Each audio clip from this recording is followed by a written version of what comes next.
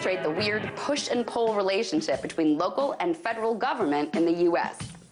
Grand Rapids, Michigan has a river called the Grand River, and FEMA refuses to certify its flood walls, saying they're too short.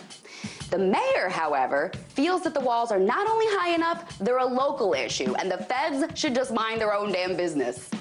So last April, days-long rain fell in Grand Rapids, which caused flooding. People were being evacuated, water was rushing into buildings, the city was shelling out money to protect their wastewater treatment plant. But Mayor Hartwell kept delaying the declaration of a state of emergency. His colleagues, the media, and the police kept asking him why he wouldn't make the declaration, ensuring they'd get federal help and funds if water broke over the river's flood walls. So a local paper submitted a Freedom of Information Act request for the mayor's emails to find out what was behind his delay. They just got hundreds of documents back, and what they found was a big, clear-cut middle finger to the feds. It boils down to this. The mayor just didn't want to admit to FEMA that they were right about the flood walls. He felt so strongly that the well-being of the city was a local matter. Finally, after many days of holding out, he did declare the state of emergency. And because he did, the city will now be reimbursed by the federal government for much of the almost $2 million that the flooding cost. But guess what?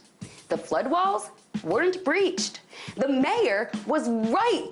But now, because he declared that state of emergency, he's being forced to work with FEMA on updating the flood walls, costing the city $4 million, even though the flood walls worked perfectly well during the epic flooding in April.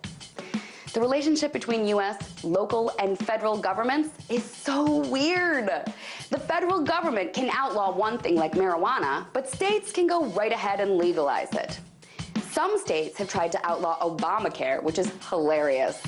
It's like local governments are constantly giving the feds the finger. And in the case of Grand Rapids, Michigan, that middle finger might have sunk the city. If local governments hate the federal government this much, it's no wonder that many of its citizens follow suit. Tonight, let's talk about that by following me on Twitter @TheResident.